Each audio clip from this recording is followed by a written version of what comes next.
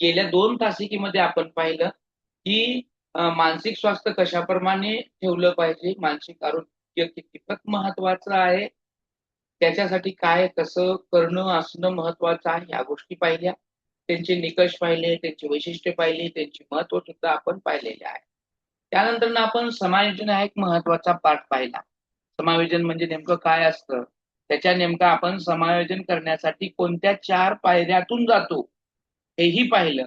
त्याचबरोबर समायोजनाची काही क्षेत्र आपण पाहिलेली आहेत आणि समायोजित व्यक्ती जो असतो त्याची लक्षणं सुद्धा आपण पाहिली आणि समायोजन समस्या निर्माण झाल्यानंतर त्याची कारणं काय आहेत हे पाहिलं. मानसिक संघर्ष पाहिला, की ज्याच्यामध्ये हवे नको संघर्ष आहे, हवे हवे संघर्ष आहे आणि नको नको संघर्ष आहे. हे खूप महत्वाच्या गोष्टी होत्या, ज्या आपण पाठीमागच्या तासामध्ये पाहिलेल्या आहेत. आणि त्या पूर्णपणे टीईटी मध्ये पेपर 1 आणि पेपर 2 मध्ये ते 1-1 मार्कासाठीच्या होत्या. आता त्यातलाच पुढचा भाग अजून 1 मार्कासाठीचा आहे आणि हा प्रश्न येतो म्हणजे येतोच. तो इतका 100% 1%च येतो, की तुम्ही ओल्ड क्वेशन पेपर थोडं नुसतं असं रेफर केलं, थोडं पानं पलटली की लक्षात येईल, की हां सर हा प्रश्न आला होता. हां सर हा येतोयच. असा हा असणारा संरक्षण यंत्रणा आहे. संरक्षण यंत्रणा म्हणजे नेमकी काय? Defence system. आता ही काही डिफेन्स सिस्टीम आहे ती काही भारताची आर्मी नाही आहे किंवा आपण एखाद्या गोष्टीसाठी वापरलेली यंत्रणा नाही आहे. तर ही आपल्या मानसिक मनाची ढाल आहे ही. मनाचं समतोल राखण्यासाठी केलेली यंत्रणा आहे. मनावर कशाही प्रकारचं ताण येऊ नये, संघर्ष येऊ नये, भीती निर्माण होऊ नये, अस्वस्थता जाणवू नये म्हणून आपल्या मनानं केलेलं एक कवच आहे किंवा ते वापरलेले एक यंत्र ते म्हणजे संरक्षण यंत्रणा, की ज्याच्यामुळं मानव किमान किमान स्थिर राहतो, वैफल्यात जात नाही, डिप्रेशन जात नाही, सुसाईड करत नाही आणि ह्या यंत्रणा मानव कळत नकळत दररोज वापरत असतो आणि किंबहुना त्या वापराव्या सुद्धा लागतात. व्यक्ती परिस्थितीचे ज्यावेळेस समायोजन साधत असतो आणि प्रत्येक वेळीस हे समायोजन आपलं साधलंच जाईल असं नसतंय. म्हणजे प्रत्येक परिस्थितीशी आपण जुळवूनच घेतो असं शक्य आहे का? असं शक्यच होत नाही आणि बरेच वेळा आपण असे प्रयत्न करून सुद्धा आपल्याकडे काय येतंय? निराशा येते, अपयश येतंय. मग अशा वेळीस प्रत्येक माणूस, प्रत्येक व्यक्ती कोणत्या ना कोणत्या गोष्टीचं समर्थन करत असतात आणि तो त्याच्यातून स्वतःचा बचाव करत असतो आणि हा स्वतःचा बचाव करण्यासाठी तो आपल्या भोवती एक प्रकारची तटबंदी किंवा संरक्षण यंत्रणा वापरतो. त्यालाच आपण संरक्षण यंत्रणा म्हणतो. परंतु ही संरक्षण यंत्रणा मानसशास्त्रीय संरक्षण आहे. म्हणजे मनाचं केलेलं संरक्षण आहे आणि ही जी काही संरक्षण यंत्रणा आपण वापरली, की आपल्या मनावरचा ताण आपला कमी होतो आणि ह्याचमुळे आपल्याला समायोजन साधण्यासाठी थोडाफार एक साधन मिळतं, एक थोडं सपोर्ट मिळतो. आता ही जी संरक्षण यंत्रणा आहे, मी काय म्हणलं, की आपण कळत नकळत दररोज वापरत असतो. मग कशा प्रकारे वापरतो? आता आपलं प्रवास बोलताना मागच्या 2 तासिकेमध्ये बोलत असताना आपण सांगितलं, की बाबा रे, आपलं हे जे मानवी मन आहे किंवा मानवी गोष्टी आहेत, त्या कशा घडतात? त्या स्वस्थ ठेवण्यासाठी काय केलं पाहिजे? मग नवीन परिस्थिती जुळवून आणून काय केलं पाहिजे? हं? परवाच आपण बोललो होतो, एक उदाहरण दिलतं पहा, की बॉसशी आपलं भांडण झालंय, मुख्याध्यापकाशी आपलं थोडं अनबन झाली, बाचाबाची झाली किंवा आपली सासूशी थोडं भांडण झालं, तर त्या गोष्टीचा राग आपण कुठे काढतो? कुठेतरी काढतो की नाही? मग कुठे काढतो? या गोष्टींचा राग आपण कुठेतरी काढतो ना? हो. कुठे काढतो? मुलांवर काढतो, नवऱ्यावर काढतो. हां. का बरं काढतो आपण? की आपल्याला थोडं हलकं व्हावं, आपलं ताण जावा हो. किंवा आलेलं फ्रस्ट्रेशन घालवावं. हा त्या पाठीमागचा उद्देश असतो. हे वापरणं म्हणजेच तुम्ही संरक्षण यंत्रणा वापरलेली आहे. हे वापरणं म्हणजे तुम्ही काय केलेलं आहे? संरक्षण यंत्रणा वापरलेली आहे. समायोजन तिथं झालं नाही, तिथं तुमचं जुळवून आलं नाही, तुमच्या बॉसशी तुमचं जुळलं नाही, म्हणून ते जुळलं नाही म्हणून तुम्हाला राग व्यक्त झाला, तुम्हाला डिप्रेशन आलं, तुम्हाला ट्रेस आला आणि त्या ट्रेसच्या नाजामध्ये तुम्ही वड्याचं तेल वांग्यावर काढ. बरोबर आहे का? आता अशाच प्रकारच्या ह्या संरक्षण यंत्रणा आहेत. मग कोणकोणत्या आहेत? मग नेमकं संरक्षण यंत्रणा म्हणजे तरी काय हे पाहावं लागेल, म्हणजे आपल्याला पुढच्या गोष्टी काही लक्षात येतील. मग त्यापूर्वी आपण पाहूयात संरक्षण यंत्रणा नेमकं कशाला म्हणायचं. एक व्याख्या पाहूया त्यांची सुंदरशी, आणि त्या व्याख्येवरून आपण या संरक्षण यंत्रणेचे प्रकार पाहूया, आणि मग मग आपल्याला कळेल की मानवी मन संतुलित राहण्यासाठी, चांगलं समायोजन घडून येण्यासाठी आपण आपल्या दैनंदिन जीवनामध्ये सुद्धा कळत न कळत या संरक्षण यंत्रणेचा वापर करत आहोत. नाही असं नाही, आणि प्रत्येक माणूस हे करतच असतं, त्याच्यामुळे तरी मानसिक स्वास्थ्य टिकून राहतं. मग ही काही जी संरक्षण यंत्रणा आहे, बघा आता एक व्याख्या पाहूया. संरक्षण यंत्रणा उभी करण्यासाठी आपण चुकीच्या गोष्टींचे समर्थन करतो. बघा पुन्हा एकदा वाचतो. संरक्षण यंत्रणा उभी करण्यासाठी आपण चुकीच्या गोष्टींचं समर्थन करतो. या वर्तनामुळं आपला तोल सांभाळला जातो. या प्रकारच्या वर्तनास किंवा वर्तनाचे समर्थन करण्याच्या पद्धतींना मानसिक यंत्रणा म्हणजे संरक्षण यंत्रणा असे म्हणतात. आलं का लक्षात? की ज्या वेळेस आपण आपली संरक्षण यंत्रणा उभी करतो किंवा एखाद्या चुकीचं समर्थन करत असतो, चुकलंय तरी समर्थन करतोय. जसं की नाचता येईना अंगण वाकडं, चुकलंय आपलं, आपल्याला येत नाही, पण तरी सुद्धा समर्थन करतोय, मला लय येते, मी लय भारी आहे, मी नाचलेच असते ना, तर अंगण वाकडाने तुम्ही नाचलेच असते. अरे तुला चूक आहे, तुला येत नाही, म्हणजे माझी चूक असताना सुद्धा मी त्या गोष्टीचं काय करतोय, समर्थन करतोय. आणि त्याच्यामुळे जर माझं मानसिक वर्तन, मानसिक तोल सांभाळला जात असेल, तर मी नक्कीच ती यंत्रणा वापरत आहे. याचा अर्थ मी काय करत आहे, माझ्या मानसिक तंत्रांना संरक्षण यंत्रणेचा वापर करत आहे. ज्या वेळेस त्या कोल्ह्याला उड्या मारून मारून सुद्धा द्राक्षे हाताला येत नसतील, द्राक्षे हाताला येत नसतील, तेव्हा तो म्हणतो जाऊ दे, द्राक्षे आंबट आहेत. म्हणजे त्यानं हाताला नाही आल्या म्हणून सांगितलं की द्राक्षे आंबट आहे, म्हणजे मनाचं त्यानं काय केलं, त्या ठिकाणी संरक्षण केलं. बरोबर आहे का? अशाच गोष्टीच्या ज्या आहेत त्या मानवामध्ये घडत असतात. एखादा व्यक्ती खूप हुशार असतो, ऐन वेळेस किंवा नसतो सुद्धा हुशार, ऐन वेळेस परीक्षेमध्ये त्याला कमी मार्क मिळाले की सांगतो की बाबा रे त्या पेपरला मी आजारीच होतो. आजारी बिजारी काही नसते, किंवा त्या कालावधीमध्ये अभ्यास झाला नाही कारण लग्न होतंय. अशा वेळेस आपण काय करतो, कशाच्या पाठीमागे तरी दडतो. आपल्या चुका, आपल्या उणिवा एखाद्या घटनेमागे जाऊन आपण जर दडवत असत, तर याचा अर्थ आपण संरक्षण यंत्रणेचा वापर करत आहोत. बरोबर की नाही? आता तुम्हाला थोडं बॅकग्राऊंड लक्षात आलं असेल की नेमकी संरक्षण यंत्रणा कशी आहे. आलं का लक्षात थोडंफार तरी? हो सर. म्हणजे नेमक्या कशा पद्धतीची संरक्षण यंत्रणा असते, आणि आपण आपल्या दैनंदिन जीवनामध्ये वापरतोय का नाही? आपण आपल्या दैनंदिन जीवनामध्ये कधीतरी वापरतोय का नाही? का नाही वापरत? हो सर, वापरतो ना. वापरतोच, नाही असं नाही आहे.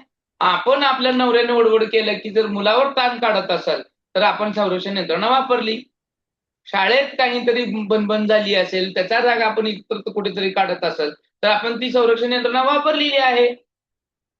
आपण हुशार असताना किंवा नसताना सुद्धा आपल्याला मार्क कमी पडले, त्यावेळेस दुसऱ्यांना सांगत असताना आपण त्यावेळेस आजारी होतो, किंवा त्यावेळेस माझं लक्षच नव्हतं, किंवा घरात काहीतरी कार्यक्रम होतो त्यामुळे माझा अभ्यास झाला नाही, असं काहीतरी चुकीची कारणं सांगत असत, तर आपण 100% संरक्षण यंत्रणेचा वापर करत आहोत. येतंय का लक्षात? समजतंय का? हो सर. ठीक आहे. आता ह्या संरक्षण यंत्रणेचे प्रकार पाहूयात, आणि याच प्रकारावरती प्रश्न येते, एवढं लक्षात ठेवा. याच प्रकारावरती काय येत आहे, प्रश्न येतात, हेही लक्षात ठेवा. आणि त्याच्यानुसार एक एक प्रकार आता आपण पाहूयात. आणि हे एक एक प्रकार पाहत असताना याची उदाहरणं तुम्ही तुमच्याकडे नोट डाऊन करा, म्हणजे तुम्हाला लक्षात येईल की कशाला काय म्हणायचं. पहिला प्रकार पाहूया. या मानसिक यंत्रणेचे जे काही प्रकार आहेत, या प्रकारामधलं पहिलं प्रकार आहे ते म्हणजे समर्थन करत असतो आपण. कोणत्या ना कोणत्या गोष्टीचं, कोणत्या ना कोणत्या बाबीचं आपण आपल्या विषयामध्ये समर्थन करत असतो. म्हणजे काय करतो आपण, एखाद्या कृतीमध्ये आपली चूक झाली आणि ती चूक झाली तर आपण ती मान्य करत नाही. ती मान्य न करता आपण काय करतो, दुसऱ्यांना ती सांगताना ती खोटी वाटणार नाही अशी कारणं सांगतो आणि स्वतःचं समर्थन करतो. आता असं करत असताना एखादं उदाहरण पाहूया बघा, म्हणजे जेणेकरून आपल्या लक्षात येईल आपण समर्थन कसं करतो. आता परीक्षेमध्ये माझा पहिला नंबर आला नाही. ऋचा काय म्हणते, माझा परीक्षेमध्ये पहिला नंबर आला नाही कारण गणिताच्या पेपरला आजारी होते. ऋचा काय म्हणाली, परीक्षेमध्ये पहिला नंबर आला नाही कारण मी गणिताच्या पेपरला आजारी होते. आता तिनं समर्थन केलं का नाही स्वतःच, त्या कृतीमध्ये हो. त्याला येत नसेल केलं गणित, त्याच्यामध्ये ती हुशार केलं. नसेल, तरी त्याला अवघड गेलं असेल, तरी ती चूक असताना सुद्धा ती दुसऱ्यांना सांगताना असं सांगत आहे, खोटं वाटू नये असं, खरंच आहे असं सांगत आहे. यावेळेस ती त्याच्या स्वतःचं समर्थन करत आहे आणि ही समर्थन यंत्रणा आहे. अजून एखादं उदाहरण सांगता येईल का पहा. आता याचं तुम्हाला उदाहरण सांगता आलं, याचा अर्थ तुम्हाला ही यंत्रणा कळलेली आहे. चला, सगळ्यांनी एक एक उदाहरण सांगितलं तरी भरपूर होऊन जातं. सांगा पाहू, नुसतं गप बसू नका मुख गिळून बसल्यासारखं. अर्ली मॉर्निंगचा वेळ असतो, खूप छान वेळ असतो हा. आता समर्थन म्हणजे काय कळलं का तुम्हाला? हो सर, कुठलं तरी कारण शोधायचं आणि त्याच्या मागे मग आपण लपायचं, असं म्हणजे थोडक्यात. अच्छा अच्छा अच्छा. आता एखादं सांगा ना उदाहरण, मग उदाहरण सांगा. समजा आपल्या शाळेत जायचंय, तर शाळेत जायला लेट झाला, तर बसच नव्हती, रिक्षाच पंक्चर झाली, गाडीच मिळाली नाही, असं काही कारण सुचू कारण शकतं. सांगतो. हो हो हो. म्हणजे आता इथे आपण एखाद्या व्यक्तीला टांगून सांगू शकतो, आहे की नाही? हम्म. हा, म्हणजे एखादी प्रतिभा म्हणा, प्रतिभा नावाची मुलगी शाळेला उशिरा आली, त्यावेळी विचारलं असता तिने काय सांगितलं, किंवा आमच्या शाळेची बस येताना किंवा स्कूल बस म्हणा किंवा ती ऑटो आहे ती पंक्चर झाली. पण झालती का ऍक्च्युअली ती? नाही. आता हे सांगत असताना पण बघा, आपली चूक आहे ती मान्य करायची नाही आहे आणि दुसऱ्याला आपण सांगत असताना ती काय सांगणार आहे, खोटं आहे असं त्याला वाटणारच नाही, असं एवढं सत्यात सांगणार आहे. त्याच्यासाठीच आपण रुच्याचं उदाहरण घेतलं, की त्याला म्हणली त्याचा पहिला नंबर आला नाही, त्यावेळेस ती काय सांगते का नंबर नाही आला, तर माझा गणिताचा पेपर अवघड गेला होता. बरोबर आहे. अशी हो. उदाहरणं जर आली तर ते समर्थनाचा प्रकार आहे, हे लक्षात ठेवायचं. समर्थन. ओके. आता दुसरा आहे तो प्रकार म्हणजे प्रेक्षेपण. दुसरा प्रकार कुठला आहे? प्रेक्षेपण. आता इथं प्रेक्षेपण म्हणजे काय आहे, आपलं स्वतःचं दोष असेल, स्वतःमधल्या काही उणिवा असतील, वाईट सवयी असेल, याची कारणं आपण बाह्य जगात शोधतो, दुसऱ्यात शोधतो. स्वतःचा दोष असला तरी तो इतरांच्या माथी मारतो, माझं चूक नाही ते तुझीच चूक होती. मग आपण काय करतो, आता बघा तसंच उदाहरण पाहूयात आपण, म्हणजे लक्षात येईल. आता बघा, नापास झालेला एखादा व्यक्ती, म्हणजे नापास झालेली नापास झालेली रुचा काय सांगते, पेपरला कडक तपासला म्हणून मी नापास झाले. एवढं कुठं होत असतं का? पेपर खूप कडक तपासला म्हणून मी नापास झाले, नंतर नापास होत होते का मी? चूक कुणाची आहे? माझी आहे. पण मी काय केलं, ती दुसऱ्यावर ढकलून दिली. दुसऱ्या कुणावर ढकललं? ते पेपरच कडक तपासला ना. पहिल्या गोष्टीमध्ये समर्थनामध्ये मी काय केलं, माझ्या उणिवात मी झाकून मी समर्थन केलं, दुसरं खोटं कारण सांगून. इथं प्रेक्षेपणामध्ये काय करतोय आपण, नेमकं आपली चूक दुसऱ्यावरती ढकलून देत आहोत. काय करत आहोत? दुसऱ्यावर ढकलून देत आहोत. म्हणून नापास झालेलं एखादं व्यक्ती त्याचं कारण सांगत असताना पेपर खूप कडक तपासले असं तो सांगत आहे, है की नाही? येते मला अजून याच्यावर एखादं उदाहरण जमेल प्रेक्षेपणाचं?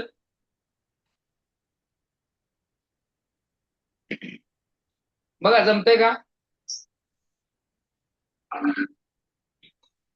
मी अभ्यास चांगला केला, परंतु पेपरच अवघड होता.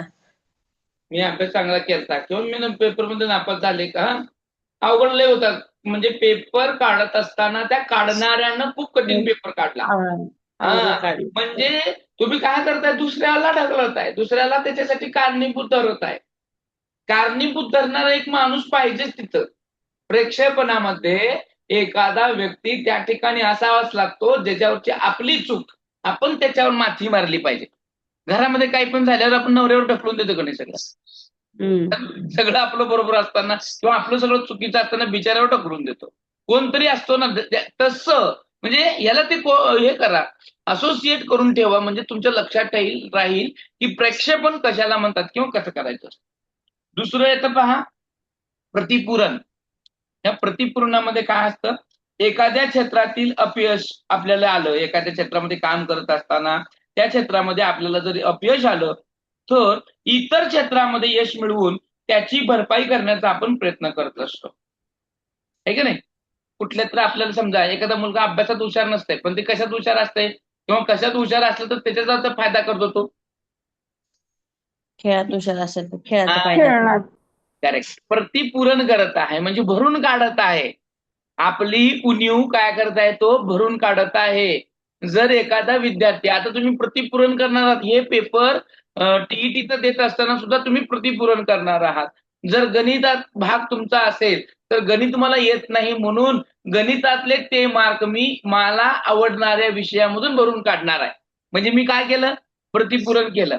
गणितातलं विज्ञानामध्ये केलं किंवा गणितातलं मराठी विषयामध्ये केलं. बरोबर आहे का? हो.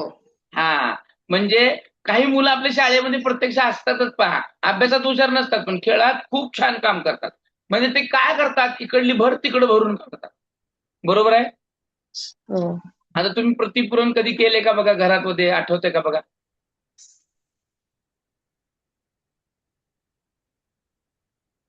स्वयंपाकात भाजी जर थोडी बिघडली तर आपण डाळ वरण चांगल्या पद्धतीने करू अजून करतो. दुसरं जे बिघडलेलं आहे त्याच्या सपोर्टिंग असणार त्याला व्यवस्थित करू, प्रतिपूरण केलं.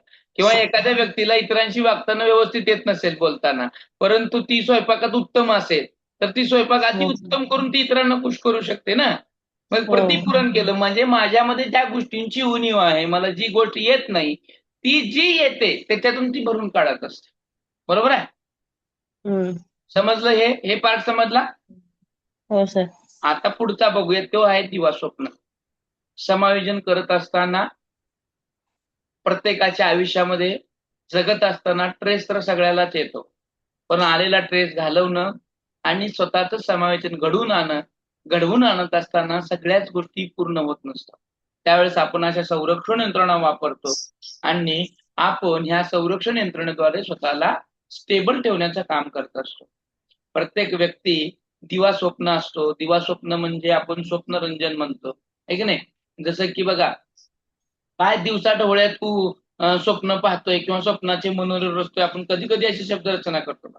एखादं ज्यावेळेस आपल्याला उद्दिष्ट साध्य करायचं असतं, एखादं उद्दिष्ट आपल्याला साध्य करायचं असतं, ते ह्याच्या पर्यंत जायचं असतं, परंतु ते साध्य होत नाही हे आपल्याला कळलं, त्यावेळेस आपण ते पाहून काय करतो, हवेमध्ये कल्पनेचे मनोरे बांधतो. हवेमध्ये म्हणजेच काय करतो आपण, समजा मला 1,00,000 रुपयाची लॉटरी लागलेली आहे आणि मी बंगला बांधला, मी गाडी घेतली, असं स्वप्न पाहणं.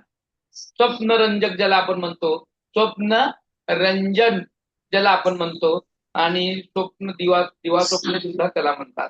आता दिवसा डोळ्या स्वप्न पाहणं ते पूर्ण होत नाही प्रत्यक्षामध्ये. किमान स्वप्न पाहायला काय पैसे लागतात का, तिकडून पूर्ण करतात, आहे की नाही. एखादं उदाहरण सांगाल का तुम्ही दिवा स्वप्नाचं? खूप छान आहे.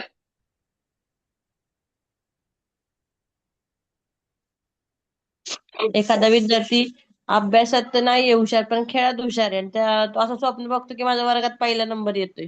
नाही. हा हा हा हा असा स्वप्न पाहू शकतो तो. बरोबर, तो माझ्या हा. वर्गामध्ये पहिला नंबर आलेला आहे तो. हा, करेक्ट करेक्ट. हो. आता बघा, लग्न न होणारी मुलं लग्न झाल्याची स्वप्न पाहतात, आहे की नाही. अशी रंजक उदाहरणं जोडा, म्हणजे काय होतं तुमच्या लक्षात राहतं, तो पॉइंट तुमच्या लक्षात राहील. आणि लक्षात राहण्यासाठी असं काहीतरी अविस्मरणीय त्याला जोडावं लागणारच आहे.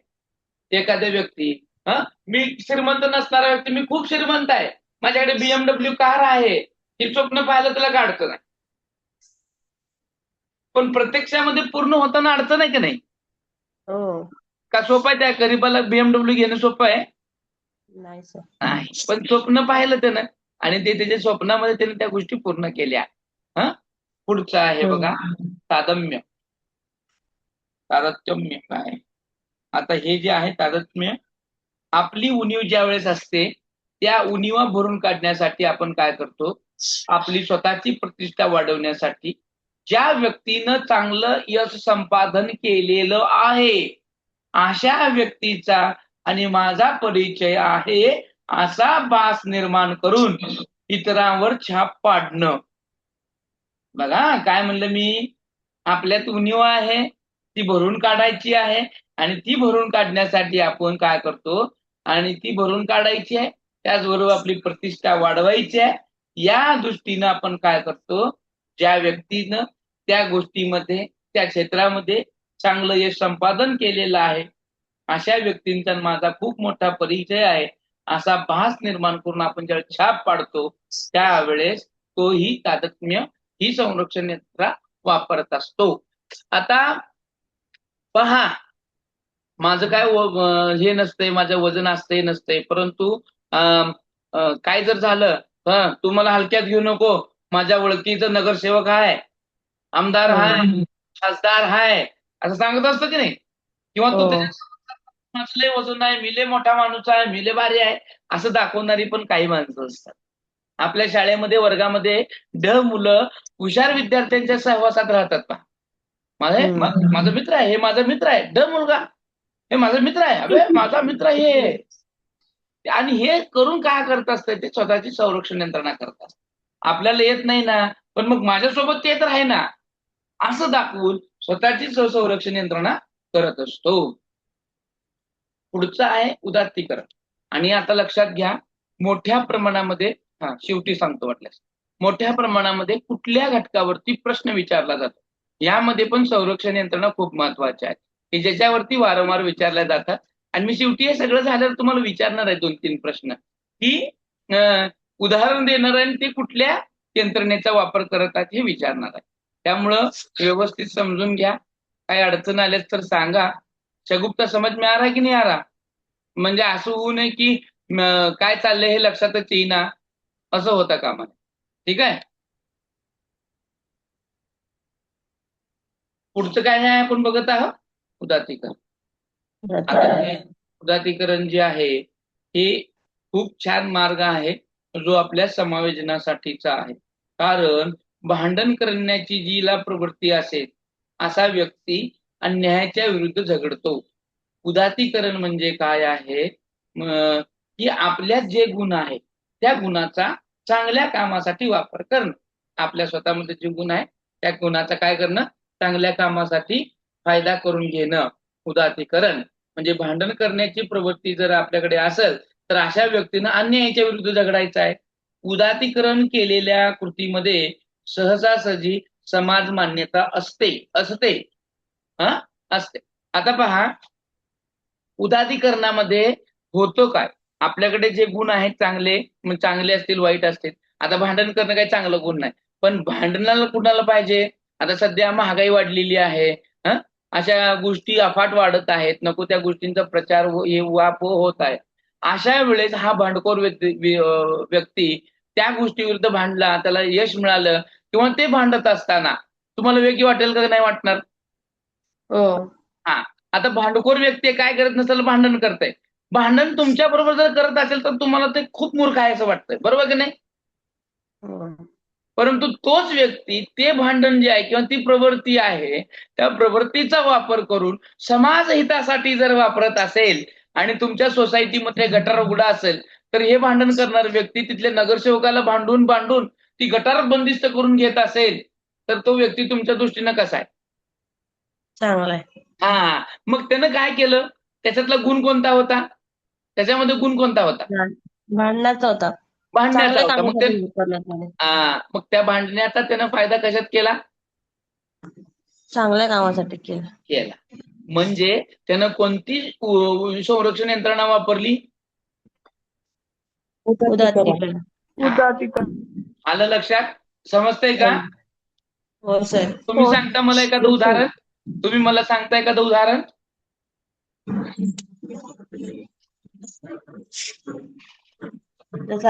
हे मनोज जरांगे.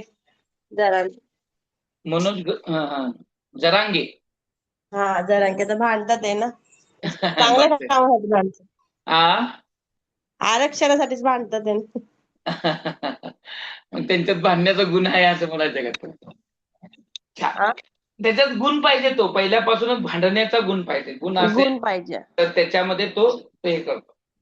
तर ते भांडणातच नाही, असे दुसरे पण गुण असतात ना आपल्यामध्ये. हो. अजून कुठला असा आई सांगता येईल का? हिरेमठ काय सांगता येईल का वेगळ्या पद्धतीनं? भानुमती. बच्चूभाऊ कडू यांनी विधानसभेत प्रत्येक वेळी भांडण करून ते कोणतेही प्रश्न मार्गी लावत असतात. हम्म, हा एक उदाहरण आहे सर. हम्म. पण त्याचं कसं आहे माहितीये का, ती भांडून भांडून घेतलं पण त्यांची प्रवृत्ती भांडण्याची पाहिजे ना. बच्चू कडू यांची प्रवृत्तीच भांडण्याची आहे, म्हणून त्यांनी विधानसभेमध्ये भांडून आपल्याला यश मिळवून दिलं. म्हणजे ती प्रवृत्ती पण पाहिजे तशी, आहे की नाही? तर आता कधी मला कधी चांगलं बोलता येतंय, आता मला चांगलं बोलता येतंय, मग मी माझा फायदा चांगल्या बोलण्याचा कुठं करेन? चांगलं म्हणजे मुलांना मार्गदर्शन किंवा एखादं मार्गदर्शन व्याख्यान करण्यासाठी वगैरे. एक वक्ता होईल ना मी, चांगला वक्ता होईल, हो. आहे की हो. नाही? हा, हो. म्हणजे माझ्यात फक्त भांडण्यातच नाही, दुसरी पण चांगली गुण आहेत ना, पण त्याचा त्या गुणाचा वापर मी करत असताना कुठेतरी हित म्हणे करेल. पण कधी कधी वाईट गुण असतात, उदात्तीकरणामध्ये वाईट गुणाचाच जास्त फायदा होतो. म्हणजे आपल्याकडे जे खराब काय म्हणतो आपण, ड्रॉबॅक असतो आपला, त्या गोष्टीचा फायदा आपण करतो आणि तो फायदा समाजहितासाठी असला पाहिजे. आलं का लक्षात? ह्याच्यामध्ये वाईट गुणाचाच फायदा समाजहितासाठी व्हायला पाहिजे, मग ते उदात्तीकरण होतं. आलं लक्षात? पण राग येणं, तर मग रागाचा फायदा कुठं करता येईल का? आणि मग तो रागाचा फायदा करत असताना सगळ्याला मग पातळ जो असंच पाहिजे, हे झालंच पाहिजे. मग त्यांना ते राग व्यक्त करताना स्वतःच्या वार्डामध्ये जो योग्य सुविधा नाहीयेत त्या सुविधा मिळवून घेण्यासाठी त्यानं नगरसेवकाकडे बांधलं, ते राग व्यक्त केला. मग ते राग व्यक्त बरोबर असणार आहे का चुकीचं असणार आहे? बरोबर. सार्थक असणार आहे. मग त्याला आपण काय म्हणायचंय, कुठली यंत्रणा वापरली म्हणायचं? उदात्तीकरण. हा. आता पुढचं येतो बघा, तो म्हणजे आहे दमन. पुढची आहे ती म्हणजे दमन. आता ह्या शब्दामध्येच आहे दमन म्हणजे काय करतो आपण, एखादं वर्तन काय करतो, दडपतो, झाकतो, आहे की नाही? दाबण्याच्या गोष्टीला आपला राग आला की ते आपण दाबतो, आहे की नाही? मनातल्या मनात गिळून घेतो. म्हणजे आपण काय करतो, काही वेळा आपले विचार, आपल्या भावना, आपलं वर्तन दडपून टाकण्याचा आपण प्रयत्न करत असतो. दडपून टाकण्याच्या या प्रवृत्तीलाच दमन असे म्हणतात. म्हणजेच एखाद्या वेळीस एखाद्या व्यक्तीला आलेला राग तो मनातल्या मनात गिळून टाकत असेल तर तो त्या गोष्टीचं दमन करत आहे. आता बॉसनं आपल्या एखाद्या ऑफिस मधल्या कर्मचाऱ्याला ओरडलं, त्या कर्मचाऱ्याला खूप राग आला, पण तो राग आला की तो ते आपल्या बॉसवर व्यक्त करू शकतो का? हो, करू शकतो का? नाही. मग त्यानं नाही. काय केलं, तो आलेला राग त्यानं मनातल्या मनात गिळला. ते राग कुणावर काढला नाही त्यानं, फक्त गिळलाय मनातल्या मनात. मग मनातल्या मनात गिळणं म्हणजे दमन करणं आहे. परंतु तो न गिळता जर दुसऱ्यावर काढला तर तो वेगळा प्रकार येतो. परंतु इथं काय करायचं आहे, तो आलेल्या गोष्टी आपण त्याला सहन करतो म्हणतो बघा. मी माझ्या मुलासाठी खूप सहन करत आहे आणि राग गटागटा गिळत आहे, असं कधी कधी म्हणतात बघा. परंतु हे गिळणं म्हणजेच आपण काय करतोय, दमन करतोय. काय करतोय आपण? दमन करतोय. भीती वाटली तरीच आपण लय निर्भय आहे असं आपण दाखवत असतो. भीती आतून वाटत असते, भीती आतून, साप पाहिल्यानंतर भीती लटलट लटलट पाय कापते, हा पण मी लय शूर आहे असं वर्ण दाखवायचं, मी कुठं घाबरलो नाही. पण गोष्ट याच्यामध्ये काय होते, एखादी आलेली गोष्ट या ठिकाणी दमन करत असताना ती आपण त्याला दाबणं, आपल्या वर्तनाला दाबणं, म्हणजे मी साप पाहिलाय, मी भ्यालोय, मी भेलोय ऍक्च्युली, पण त्याचं दमन काय करत आहे, मी भेल नाही, मी भेलो नाही असं दाखवत आहे की नाही? दमन कशाचं केलं, मी भिलेला आहे, ह्याचं त्यानं काय केलं, दमन केलेलं आहे. आलं का लक्षात? एखादं उदाहरण सांगाल का तुम्ही आता याच्यावर दमनचं?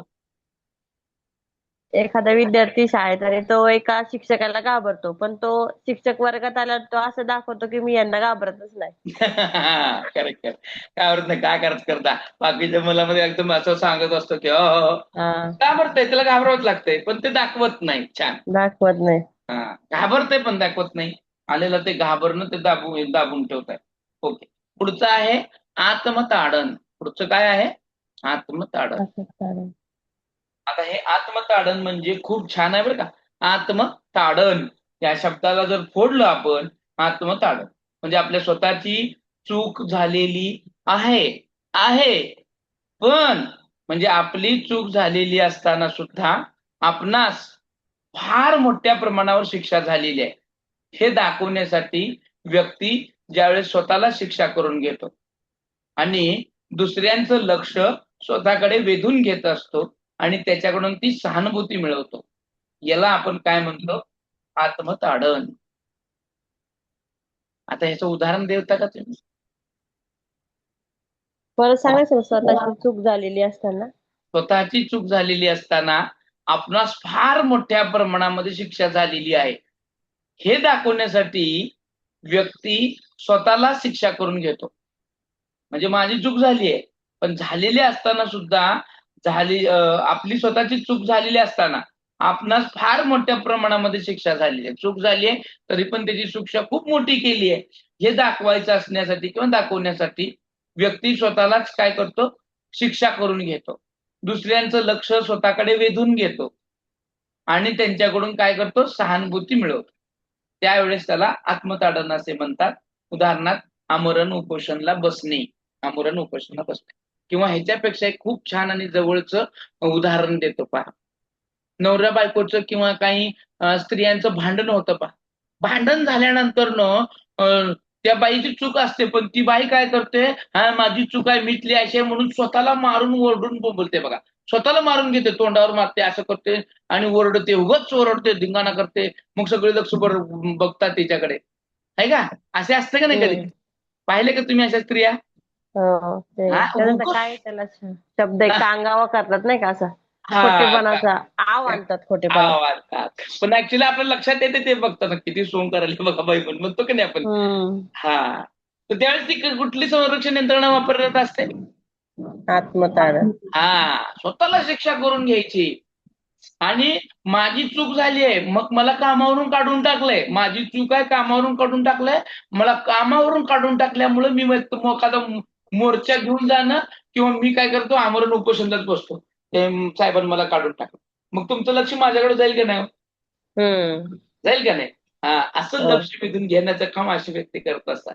आपली चूक आहे, चूक झाली तर त्याला शिक्षा लई मोठी केली आहे आणि ती शिक्षा खूप मोठी झाली आहे हे दाखवून देण्यासाठी आणि लोकांचं काय म्हणतो आपण त्याला, एक सहानुभूती मिळवण्यासाठी ही गोष्टी करत असतो. माझी चूक आहे, मी काहीतरी चोरी केली असेल किंवा वाईट वागलो असेल आणि हे करत असताना ते बॉसनं पाहिलं, मला त्या कामावरून काढून टाकलं.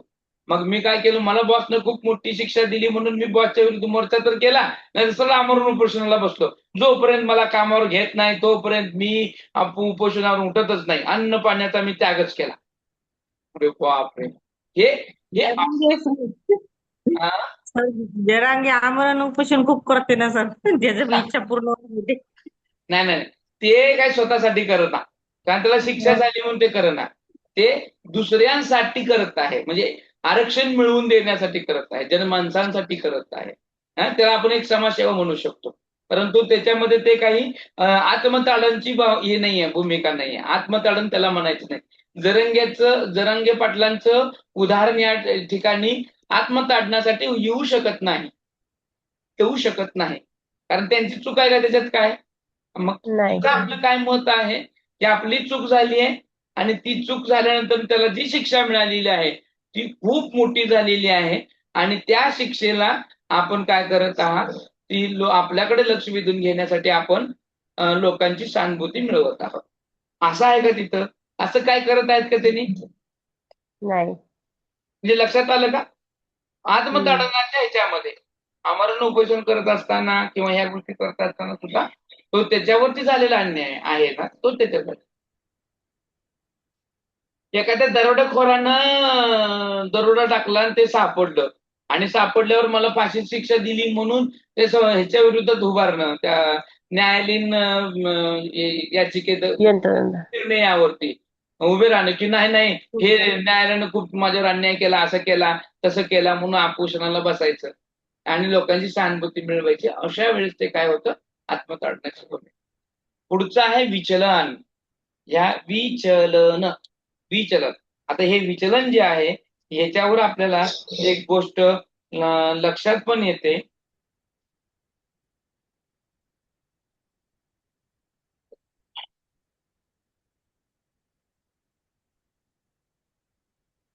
या विचलनालाच अजून एक शब्द आहे ते म्हणजे विस्थापन. काय आहे दुसरं नाव? विस्थापन. विस्थापन. तर आत्मताडनाचं असं पण होऊ शकतं ना, आपण वर्गामध्ये कधी कधी शिक्षक ओरडतात आणि जेव्हा कंप्लेंट मुख्याध्यापकांपर्यंत जाते तेव्हा मुलं खूप असं हे करतात ना, सरांनी लय चूकच मारलं नाहीये. आम्हाला ना, असं केलं तसं हा. केलं. ते शिक्षकाच्या विरुद्ध जायचं आणि सारखंच मारते आम्हाला आणि असंच करते, आम्हाला डोळ्यात पाहिल्यासारखं करते. असा कांगावा करते बस. ते शिक्षक बी घाबरते, मी एवढं केलं का म्हणून. मी एवढं कधी केलं त्या मुलाला. अशा मुलं असतात बघ. हे मी काय म्हणतो माहितीये का, इथली ही ढोंगी लोक असतात. ही आत्मताडन करतात की नाही, ढोंगी, एकदम ढोंगी. आपल्याला बघा, आपलं लहान वर्ग बी आपण त्याला लय मारलं की नाही, त्यावेळेस ते मारलंय आपण मारलं असेल तर, आईनं मारलं असेल तर बापाजवळ तर एवढं धिंगाणा करल, मला आईनं मारलं, लुळून पळून आडवं होऊन ओरडाओरडी करून सांगत लय मारलं. आपण एकच हाणलेलं असतंय, पण ते लय कांगावा करतं, लय मारल्यासारखं करते, लय आव्हानतंय. मग आपल्याला असं वाटतं की आपण चुकीचं मारलं, अरे बाबा मारलंच नाही पाहिजे आपण. माझा बारका मुलगा असंच करतो. असंच करते. आत्मताडनाची ती सारख्याच संरक्षण यंत्रणेचा वापर करतो तो. म्हणजे तुम्हाला लक्षात आलं, आजच्या ह्या संरक्षण यंत्रणेवरून तर लक्षात आलं की आपण सुद्धा ह्या यंत्रणा वापरत असतो किंवा इतर सुद्धा वापरत असतात. त्यावेळेस ते कोणती यंत्रणा वापरतं किंवा हे तरी आपल्याला कळलेलं आहे. आता पाहत आपण विचलन किंवा विस्थापन. आणि विस्थापन, समर्थन, प्रेक्षेपण आणि प्रतिपूरक ह्याच्यावरती जास्त करून फोकस असतो. विस्थापन, समर्थन, प्रेक्षेपण, प्रतिपूरक ह्यावरती जास्त असतो. म्हणून मागच्या 2 वर्षापासून काय केलेलं आहे, हे उदात्तीकरण, आत्मताडन ह्याच्यावर पण प्रश्न विचारायला चालू केले. म्हणजे आतापर्यंत ज्या गोष्टीवर विचारलं नाही तिकडे सुद्धा फोकस होत आहे. पण ह्या संरक्षण यंत्रणेवर एक प्रश्न येणार म्हणजे येणारच, हे डोळे झाकून ठेवा. त्यामुळे या यंत्रणेवरचा प्रश्न चुकता कामा नये. बरोबर आहे का सांगा? हे मगाचपासून मी सांगत आहे. म्हणून मी ह्या धड्याला मी 3 लेक्चरमध्ये घेतलेला आहे. मला हा एकाच लेक्चरमध्ये गुंडाळता येत आहे नाही असं नाही, पण मी एकदम सखोल पद्धतीनं तुम्हाला समजेल अशा बाबीमध्ये एकदम शांततेने शिकवत आहे.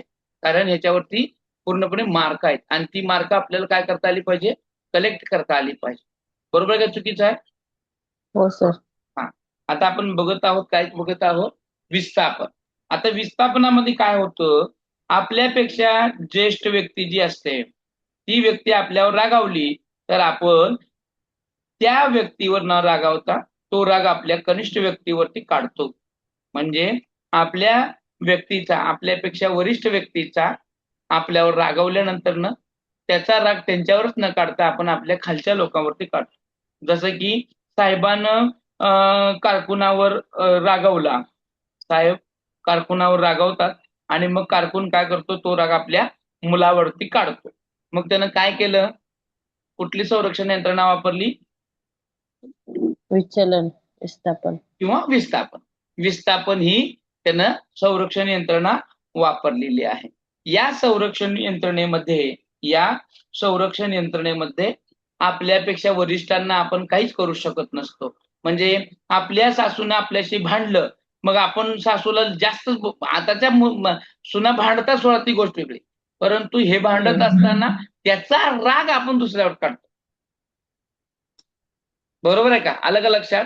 आता नवऱ्याला ऑफिसमध्ये ताण झाला, ते बायकोवर काढल किंवा आपल्या लहान मुलावर काढल किंवा इतरावर काढल किंवा आपल्यापेक्षा कनिष्ठावर काढल, वॉचमॅनवर काढल, येता उगाच म्हणजे चूक नसलेल्या गोष्टीवर काढल.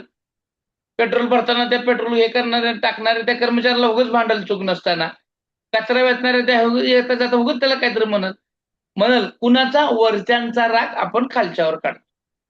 आणि ह्याच्यामध्ये असंच नाही की वरिष्ठ असावा, आपल्यापेक्षा बलवान असणाऱ्या व्यक्तीचा राग आपण आपल्यापेक्षा दुर्बल असणाऱ्या व्यक्तीवर राग काढतो.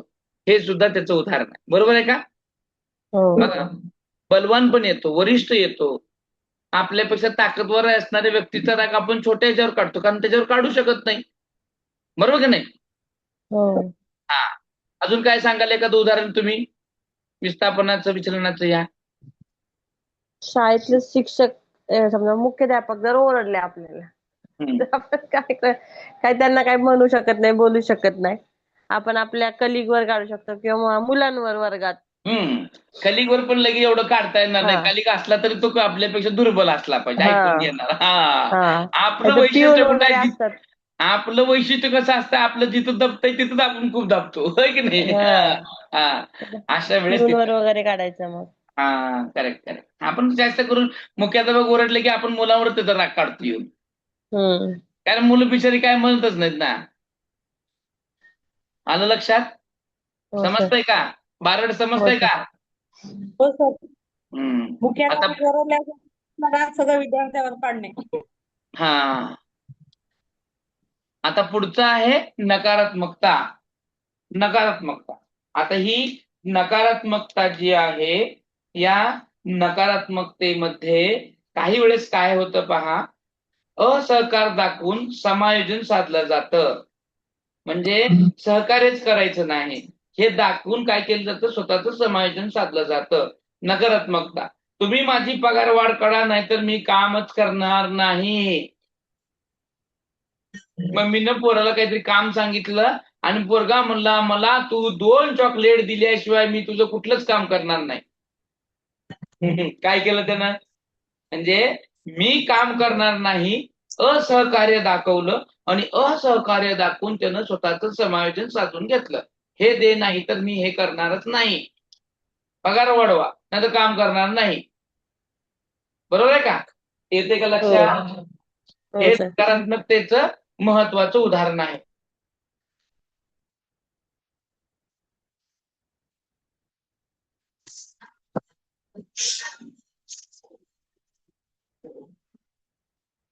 काय सांगता एखादं उदाहरण सांगा ना तुम्ही पण. तुमच्याकडून पण येऊ द्या, डबल येऊ द्या, तेच येऊ द्या, काय अडचण नाही.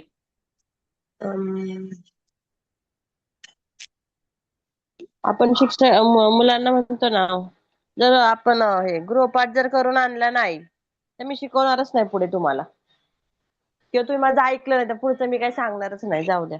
आपण म्हणतो ना असं. हा. हे हे आपण बी म्हणतो, त्याच्यापेक्षा मुलं पण म्हणतात पहा कधी कधी, सर हो आम्हाला खेळायला सोडा, नाही तर आता आम्ही तुमचं शिकवलेलं बघणार नाही, गोंधळच घालणार होतो. बघणारच नाही. मुलं पण पीटी शिक्षकाला म्हणतात ना असं. हो म्हणतात का? पीटी. हा, हो सर आम्हाला खेळायला सोडा, बघू बाहेर, नाही तर आम्ही नाही अभ्यासच करणार नाही, नाही नाही आम्ही हेच करणार नाही. कधी कधी चित्रकलेच्या तासासाठी करतात, चित्र काढून द्या, नाही नाही सर तुम्ही आमचं चित्रकलेचं तासच घ्या ना, असंच करा, आम्ही दुसरं ऐकणार नाही. हट्ट करतात की नाही असं. तर हो तो म्हणजे ह्या गोष्टी करा, नाहीतर हे आम्ही करणार नाही. नाही. हा, हे करा म्हणजे तुम्ही पगार वाढवा, नाहीतर आम्ही काम नाही करणार. असं करा, तसं करा. आता तुम्ही म्हणले तुमच्या शाळेमध्ये मुख्याध्यापकाला, आमची पगार वाढवण्याचं सर काम करत नाही. मुख्याध्यापक काय करते हो? काय नाही करू. काढून टाकून दुसरं घेते स्वस्तवालं. मग काय. कुठे चालते कुठे चालवावं लागते, आहे की नाही? मग काय. आता ब्लॅकमेल करणं घरामध्ये किंवा समोरच्याला. इकडे ब्लॅकमेल करणं थोडं हा, ब्लॅकमेल. इमोशनली. हा घरामध्ये आपली मुलं आपल्याला ब्लॅकमेल किती वेळा करतात की. हो बायको नवऱ्याला किती वेळा तरी करते, सासू सुनेला किती वेळा तरी करते. असं हे चाललेलंच असतं हे गाडा. हम्म. पुढचा आहे पहा, दांभिक आजार. शेवटचा आहे तो प्रकार संरक्षण यंत्रणेचा, तो आहे दांभिक आजार. म्हणजे आपण काय करतो, कठीण परिस्थिती ज्यावेळेस आपल्याकडे आलेली असते त्यावेळेस आपण करतो माघार घ्यायचं. आता कठीण परिस्थिती, आता शक्य नाही लढणं करणं, आता माघार घ्यायचंय. अशा माघार घेण्याच्या वेळेस आपण काय करतो, आजारपणाचं ढोंग करतो, खोटे नाटक करतो आणि एक प्रकारची त्याच्यातून पळवाट काढत असतो, पळवाट काढतो. शाळेच्या टायमिंगला जातायच्या वेळेसच पोट दुखल. का बरं? परीक्षेच्या वेळी बरोबर पोट दुखल, काहीतरी होईल, ताप येईल, आहे की नाही, डोकं दुखल. एखादं मोठं महत्वाचं काहीतरी काम असेल तर तुम्हाला ते करायचं नसेल तर आपण लगेच त्याच्यातून काहीतरी काही आजार काढतो. दांभिक म्हणजे खोटं, आजार म्हणजे आजारपण असल्याचं. हे कर रे राजा, हे सर माझं पाय दुखायलंय हो सर, मला चालताच येत नाही. हा बघा पोरगं. अरे हे जर उचल रे, नाही सर माझ्या पोटात दुखायलंय हो सर, पोटात दुखायलंय. बघा शाळेला चल रे लवकर जायचं आहे, मम्मी आज मला जायचं नाही. काय व्हायलंय? पोटात दुखायलंय, ताप आलाय, काहीतरी खोटं कारण सांगत आणि त्याच्यातून ती पळवाट काढत. बरोबर आहे का? असं करतात. आता एखादं उदाहरण सांगा बघू याच्यावर, दांभिक आजारावर. भरपूर उदाहरण तुमच्याकडे असतील याच्यावर. आता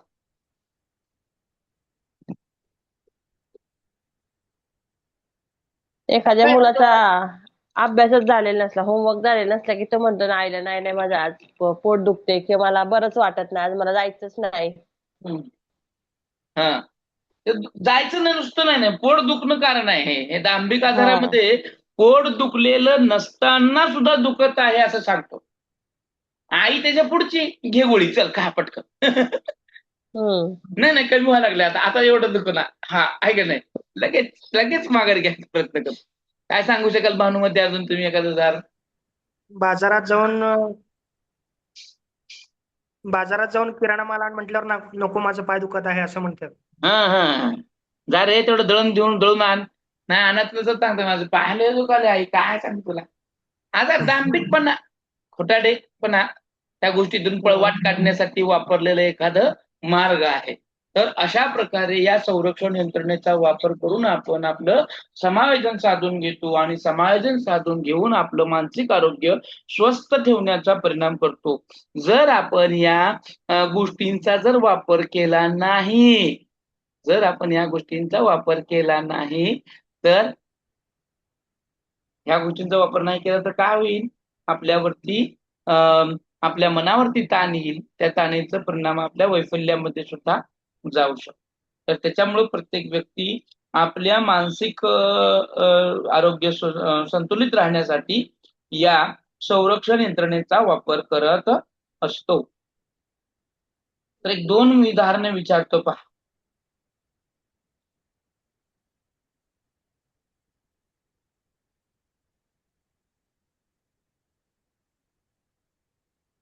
मी ह्याच्यातले कोणकोणते पार्ट सांगितले जे खूप महत्वाचे म्हणलं परीक्षेच्या दृष्टीनं. एक आहे समर्थन, प्रेक्षेपण, प्रतिपूरण, विस्थापन हे. आणि हल्लीच्या अलीकडच्या जमान्यामध्ये थोडं ह्याच्या व्यतिरिक्त चाललेलं आहे उदात्तीकरण आणि आत्मताडन, याच्याकडे थोडं प्रमाण वळलेलं आहे. आणि मागच्या याच्यामध्ये नकारात्मकता पण एक विचारला होता बघा प्रश्न. त्याच्यामुळं या पण गोष्टी समजून घ्या. उदाहरण देतात आणि हे कशाचं उदाहरण आहे हे विचारलं जात. ठीक आहे, आलं लक्षात? हो सर. पुढे जायचं. हो. आता आहे विस्मायोजन. आतापर्यंत आपण पाहिलं समायोजन म्हणजे आपण काय करतो, ऍडजस्टमेंट करतो. कोणते म्हणल्या? समर्थन, प्रक्षेपण, प्रतिपूरण आणि तादात्म्य, उदात्तीकरण, दमन का? हे नकारात्मक येतात. ह्याला थोडं पक्क करायचं. आता ते सोडून राहतात किती ते, त्यामुळे त्याच्यावर पण थोडं फोकस ठेवा. आलं का लक्ष? जवळजवळ सगळ्याच गोष्टी लक्षात ठेवा. हे 1 मार्काला येणारा पार्ट आहे. आता आपण पाहत आहोत पुढच्या गोष्टीकडे, विस्मायोजन किंवा विषमयोजन ज्याला आपण म्हणतो. हे विषमयोजन म्हणजे काय आहे? आपण आपल्या एखाद्या परिस्थितीशी किंवा वातावरणाशी जुळवून घेण्यामध्ये आपण अक्षम असतो किंवा जुळवूनच घेत नाही किंवा जुळवताच येत नाही. जुळवून घेणं म्हणजे समायोजन, जुळवून घेता नाही आलं म्हणजे समायोजन. आता जे समायोजनामध्ये केलं त्याचा विरुद्ध असणारा इथं विस्मायोजन. परिस्थिती किंवा स्वतःच्या मर्यादा किंवा त्या परिस्थितीमधलं जे काही जटिलीकरण आहे त्याच्यामुळं आपल्याला एखादं ध्येय प्राप्त करत असताना अपयश आलं आणि त्या अपयशामुळे आपल्या मानसिक तणावाची परिस्थिती निर्माण होते आणि त्या मानसिक तणावाला सुद्धा आपण सामावून घेऊ शकत नाही. अशा वेळेस त्याला आपण विस्मायोजन असं म्हणतो. मग हे विस्मायोजन जे आहे, हे विस्मायोजन प्रत्येक जी परिस्थिती असते ती आपल्याशी अनुकूलच असते असं नाही आहे आणि असलीच पाहिजे असं पण नाही आहे. मग काही वेळेस हे यश मिळवत असताना किंवा या यशासाठी आपण प्रयत्न करत असताना आपण त्या गोष्टीसाठी प्रतिकूल असलो तरी सुद्धा आपल्याला ते मिळत नाही. आणि न मिळाल्या कारणामुळं आपल्या मानसिक अवस्था जी निर्माण होते ती काय आपल्याला ताण येतो आणि त्याच्यावर जर आपल्याला मात करता नाही आली आणि मग ताण आला किंवा विपरीत काही जर घडलं तर त्या घडण्याच्या प्रक्रियेला किंवा त्याला आपण विस्मायोजन असे म्हणतो. आता विचार नाही पटल्यावरच भांडण होतंय बघा, बरोबर आहे का? हो. चित्रामध्ये बघा हे भांडण करणारी मुलं आहेत बघ नाही, का बरं भांडतात? हे विस्मयोजन, त्यांना जुळवूनच घेता आलं नाही, एकमेकांच्या भावना जपता आलं नाही. हे गप्पन बसू शकले असते ना, पण हे ग बसत नाहीये. हे विस्मयोजनचं एक महत्वाचं मोठं असं उदाहरण आहे. आता पाहूयात ही विस्मयोजन घडून येण्याची काय कारण असतील बाबा. एखाद्या गोष्टीचं ताण आलं, खूप आपण चिंता केली की ते आपल्याला कसं होतं, त्या गोष्टीतून आपल्याला निघताच आलं नाही, तर आपल्याला अशा गोष्टींचा काय म्हणतो त्याला, अशा गोष्टींना आपल्याला सामोरे जावं लागतं. मग ह्या सगळ्या गोष्टी करत असताना ह्या ताण आल्यानंतर किंवा तणाव आल्यानंतर आपण ह्या विस्मयोजनामध्ये अडकून जातो. आपलं आपण जीवन जगतो आहे, हे जगत असताना आपण परिस्थितीशी जुळवून घेतो, पण प्रत्येक वेळेस आपण जुळवून घेतो तसं नाही. जुळवून घेतल्यानंतर ते व्यवस्थितच होईल असं नाही. अशा वेळेस आपण विस्मयोजन करत असतो आणि विस्मयोजन होत असताना किंवा ही कारणं का बरं असं घडलं, हे घडल्याचं किंवा घडत असल्याचं कारण शोधणं सुद्धा खूप महत्वाचं आहे. आणि ह्या कारणामध्ये सगळ्यात पहिलं कारण येतो तो म्हणजे आलेला ट्रेस, ताण, चिंता. आपण एखाद्या गोष्टीची खूप चिंता करतो, खूप ताण घेतो, खूप ट्रेस घेतो, त्याच्यामुळं काय होतं, आपल्याला विस्मयोजनाच्या परिस्थितीला सामोरे जावं लागतं. कधी कधी बघा अनुवंश सुद्धा असतो. अनुवंश काय करतं माहितीये का, की व्यक्तीच्या स्वभावामध्ये काही वेळा काही विकृत अशा गोष्टी असतात, जसं की भित्रेपणा, एखाद्याचं खूप चिंता करणं असेल, तर त्यामुळं सुद्धा ह्या विस्मयोजनाच्या समस्या येतात. अनुवंश सुद्धा या गोष्टीला कारणीभूत आहे. बरोबर आहे का? हो. काही गोष्टी असतात ना जेन्युइनलीच असतात, ते घडतात. ते किती जरी सांगितलं तरी घ्यायचं ते घेतच, तेच समजून घेतच नाही, काही त्याच्याकडे ते परिणाम होतच नाही. समज में आ रहा तर नाही आ रहा. हा सर. आता शरीर रचना सुद्धा असते बघा, कधी कधी आपल्या शरीराची रचना सुद्धा आपल्या विस्मयोजनाला कारणीभूत ठरत असते. शरीराची रचना म्हणजे काय आहे, तर हार्मोन्सचं कमी जास्तपणे स्त्रावणं, त्याला आपण मराठीमध्ये म्हणतो हार्मोन्सला शारीरिक ग्रंथी, ठीक नाही, ह्या ज्या ग्रंथी असतात त्या ग्रंथीचं कमी अधिक प्रमाणामध्ये जर स्त्रावल्या तर त्याचा परिणाम सुद्धा होत असतो आणि तो तसं झाल्या कारणामुळं आपलं विस्मयोजन घडून येतं. कारण हे हार्मोन्स जर व्यवस्थित जर हे झाले तर आपलं वाढ आणि विकास सुद्धा चांगल्या पद्धतीनं होत असतं आणि त्या जर व्यवस्थित पद्धतीनं नाही झालं तर ती मानसिकरित्या ती कणखर बनत नाही व्यक्ती, त्याच्यामध्ये मनोविकृती काही ना काही निर्माण झालेली असते आणि त्याच्यामुळे त्याला समतोल साधता येत नाही आणि समतोल का एकदा बिघडला की ती विस्मयोजित होत आहे. बरोबर. मग कुटुंबाचा कलह तुमचा आहे, सगळ्यात महत्व विस्मयोजन. सारखंच भांडणं, सारखंच तिरगामिरगी किंवा सारखंच काही ना काही कुटमुट कुरकुर वगैरे असेल घरामध्ये, तर ते माणूस राहील का हो? नाही. काय करेल? निघून जातात, डिप्रेशन मध्ये जातात, काहीतरी वेगळंच करतात. काहीतरी याला एक महत्वाचं कारण आहे. सारखंच बघा, सगळ्यात महत्वाचं, माणूस जास्त राहतो तो म्हणजे घरात राहतो, त्याला तिथं स्टेबिलिटी हवी असते आणि तिथंच जर सारखं भांडण असेल तर ते विचार राहील का व्यवस्थित? किती समायोजन करून करून समजून घेऊन घेऊन किती घेईल. एक असा वेळ येतो की ते समजण्याच्या पलीकडेच जातात आणि मग विस्मयोजनाला सुरुवात होते की त्याचं आता जुळतच नाही. मग एकाच टोकाचा निर्णय घेणं, आहे की नाही. अशा वेळेस या गोष्टी शैक्षणिक दडपण पण असतं, प्रेशर असतं की नाही, एखाद्या गोष्टीचं प्रेशर असतं की तुला एवढे मार्क मिळालेच पाहिजे, तू लय हुशार आहे, तुझ्याकडून मला खूप अपेक्षा आहेत. एखादा शिक्षक म्हणतो बघा, तुझ्याकडून मला लय अपेक्षा, तुझं पहिला नंबर आलेलं मला पाहायचं आहे आणि ते नसतंय तेवढ्या लायकीचं, पण ते उगाच स्ट्रेस घेतंय, लय अभ्यास करावं लागतंय आणि त्याच्यातून ते स्ट्रेसमध्ये पण जाते आणि ते स्वतःचा तोल सांभाळत नाही आणि पहिला नंबर न आले की अधिक डिप्रेशन मध्ये जाते. बरोबर आहे का? हो. होतंय की नाही असं? कधी कधी पाहिलंय की नाही? हो सर, होतं ना. आणि मग भावनिक आधार पण असतो बा. भावनिक आधार जर नाही मिळाला तरी विस्मयोजन होतं. याचं तुमच्याकडे खूप मोठं उदाहरण असेल किंवा तुम्ही ह्याच्यावर सांगू शकता. भावनिक आधार नाही भेटला किंवा त्याचा अभाव असला तर त्याचा परिणाम होतो की नाही? विस्मयोजन घडून येतं का नाही? सांगा बघू कसं. हो. ह्याच्याकडे तुमच्याकडे खूप उत्तर आहेत. ह्याच्यावर तुम्ही खूप विश्लेषण करू शकता. सांगा. आता घरात काय झाले, भांडणं कळलं, काय झालं विस्मयोजन, तर आपण आपल्या मैत्रिणीला किंवा आपल्या जवळच्याला सांगतो आपल्या भावना, व्यक्त करतो. बरोबर आहे. व्यक्त करतो. तर तो हा. आपल्याला समजावून सांगतो काही गोष्टी, असं नको करू, तसं कर, किंवा काही गोष्टींबद्दल थोडं ज्ञान देतो. आणि म्हणजे तुमच्याकडे तसं व्यक्त करणारा किंवा व्यक्त ऐकून घेणारा कोण नसेल तर? एकांतात बसून आपण अं? बोला बोला, काय म्हणताय? माझ्याशीच असंच का होत आहे, हा. आता पहा मला आता मलाच पहा. का बरं एवढा त्रास देतात. हा हा हा, बरोबर बरोबर बरोबर, बोला बोला, बरोबर आहे. हा. इतर कोणी त्यांना घरातले दिसतच नाहीत का, असे आपण काय वेगवेगळे प्रश्न आपल्या मनात विचारत असतो एकांतात बसून. बर.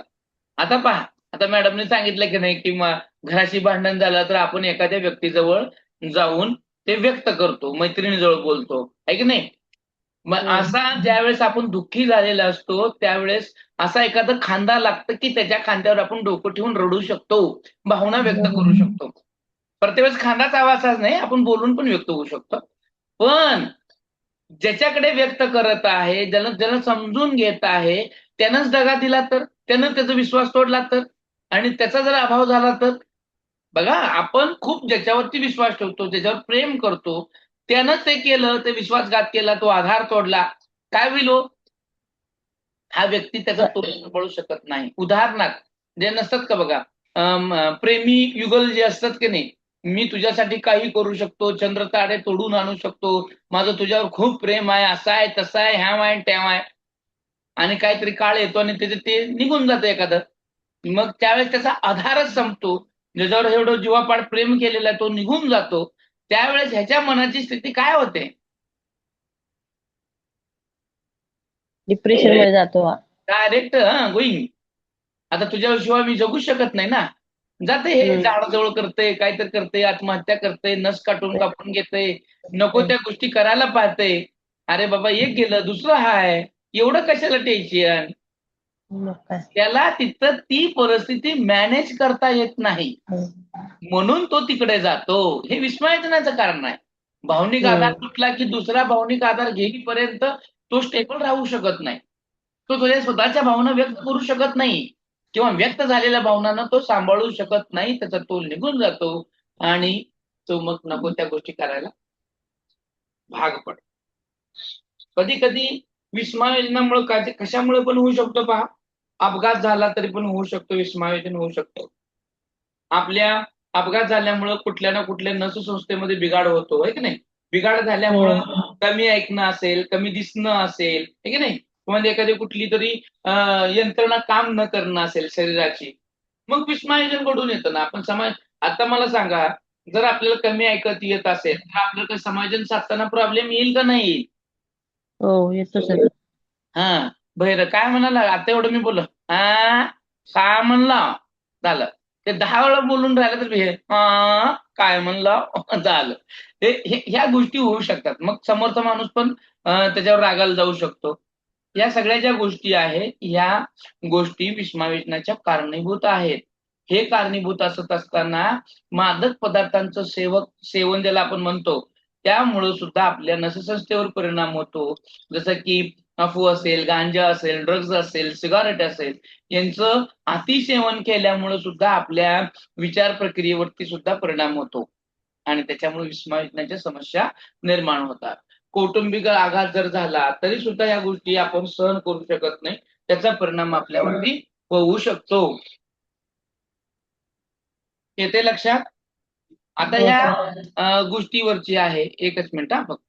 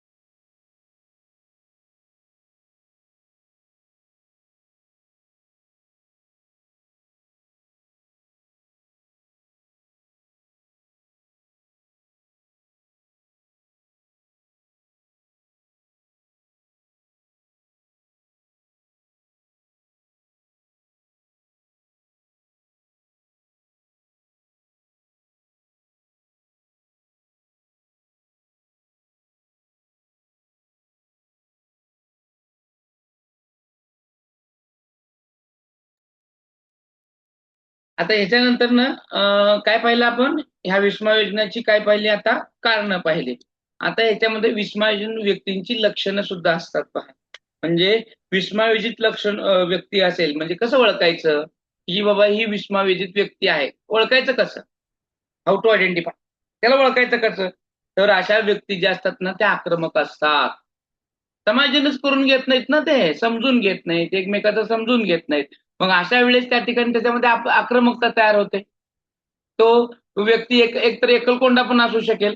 काही आक्रमक असतात, काही एकलकोंडी असतात. म्हणजे ते कशातच लक्ष देत नाहीत. स्वतःच्या मध्येच मग्न असतात. आहे की नाही? 4 माणसामध्ये फिरत नाहीत.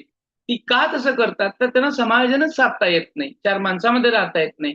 त्यांच्याशी त्यांना थोडं अडचण निर्माण होऊ शकते. तर अशी व्यक्ती एकलकोंडी असू शकते, अशी व्यक्ती आक्रमक असू शकते. अशा व्यक्ती भीती, चिंतायुक्त असतात. हे सतत भितात, सतत चिंतातूर असतात. कसं होईल? काय होईल? मी नापास झालो तर? अगोदरच भीती. मी नापास झालो तर? अरे होऊ दे ना, मग काय होतंय त्याला? मग त्या परिस्थितीला तू सामोरे जाऊ शकत नाही. त्याच्यामध्ये ते विस्मयोजन घडून येतं. आणि अशामुळे अशा व्यक्तीमध्ये सामाजिक संबंध सुद्धा चांगलं नसतं. ते बिघडलेलं असतंय. एकमेकांशी न बोलणं, आहे की नाही?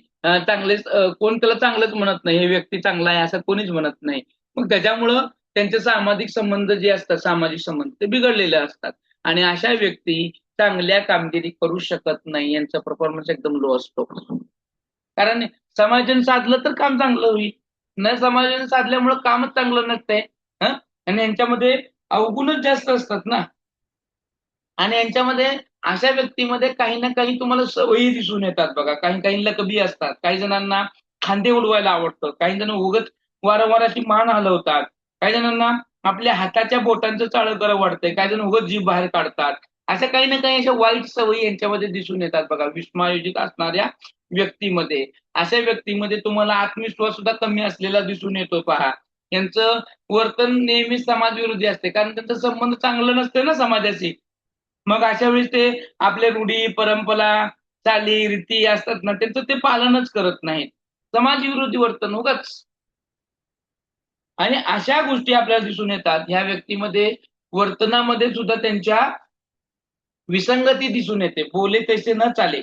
उगाच बडबड करणं, चालतं चिडचिड करायची, उगाच आगळापट करायची. हां? स्वतःला उगाच त्रास करून घ्यायचा.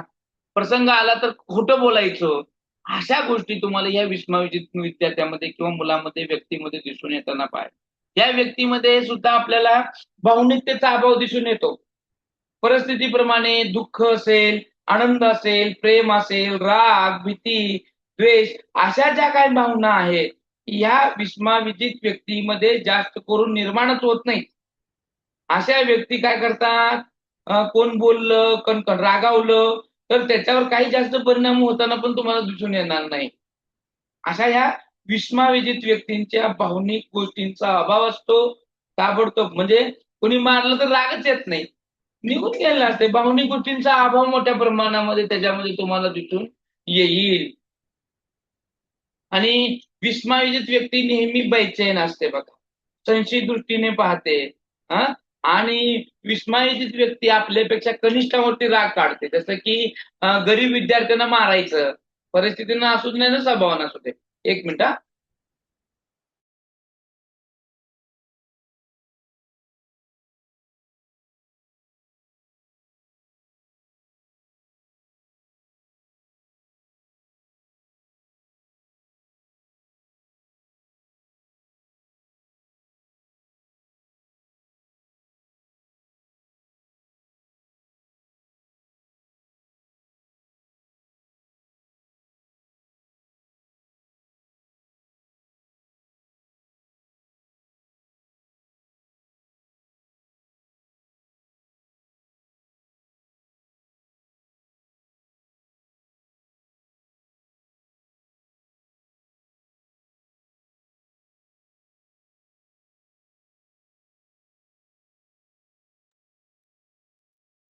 अशा प्रकारे आपल्याला विस्मयोजित विद्यार्थ्यांची लक्षणं दिसून येतात.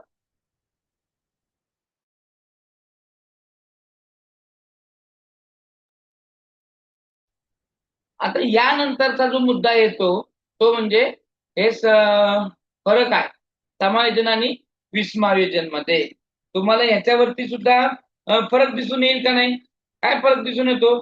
समायोजित व्यक्ती आणि विस्मायोजित व्यक्ती काय फरक दिसून येईल का नाही? समायोजन करणारी व्यक्ती नेहमी कशी असते? समायोजन करणारी समजूतदार. शांत, आनंदी. त्याच्या विरुद्ध विस्मायोजित आहे की नाही? अजून अजून काय सांगाल?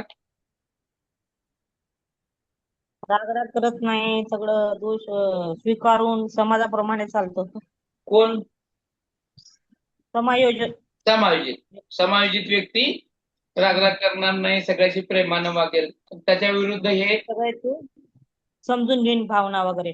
बरोबर. अजून? छान. अजून याचा अर्थ तुम्हाला समजला असं सांगता येईल. टोकाचे निर्णय घेत नाहीत असे, आहे की नाही? घेत नाही. हो. अजून मिळून मिसळून राहील. दांभिकपणा करणार नाही. दांभिकपणा म्हणजे खोटारडेपणा, हो. आहे की नाही? अजून हो. कुटुंबाचा समाजाचा विचार करून राहतात ती व्यक्ती. समायोजन करणार. बरोबर. शैक्षणिक. बरोबर. आता तुमचं मानसिक आरोग्य सुधारण्यासाठी काय करावं लागेल? आपलं मानसिक आरोग्य सुधारण्यासाठी काय करावं लागेल? आता इथं समायोजन विस्मायोजन संपलं. आता आपलं होल ऑफ आरोग्यच, आपलं मेंटल हेल्थ जर सुधारायची असेल तर काय करावं लागेल? काय करावं लागेल बरं? योग, ध्यान, धारणा, व्यायाम केला पाहिजे. आनंदी राहिलं पाहिजे सगळ्यात महत्त्वाचं. आनंदी राहायला पाहिजे. आनंदी राहण्याच्या अगोदर मनावर नाही घ्यायचं सर. काय म्हणले? कोणाचं मनावर घ्यायचं नाही, इकडून ऐकायचं तिकडून सोडायचं. खूप छान. मनावरच घ्यायचं नाही, काय म्हणायचं ते करा की नाही. छान. अजून और क्या बताते?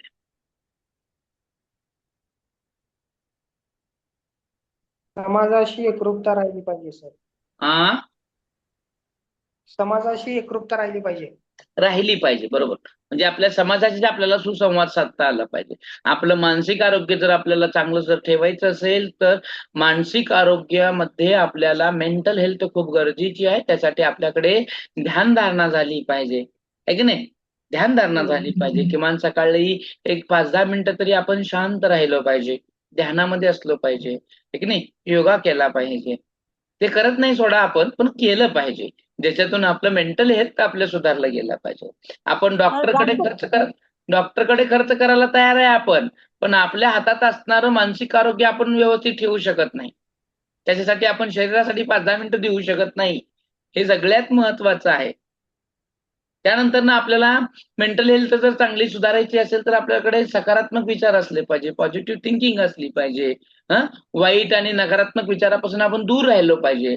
सकारात्मक विचार येण्यासाठी सकारात्मक लोकांच्या सोबत आपण राहिलो पाहिजे. चांगली पुस्तकं वापरली पाहिजे, चांगले मित्र असले पाहिजे, चांगल्या संगती असल्या पाहिजे. तेव्हा कुठं सकारात्मक विचार येतं, असं ऑटोमॅटिक येत नाही. त्याच्यासाठी तशा वातावरणामध्ये असणं गरजेचं आहे. तर खूप काम केलं पाहिजे.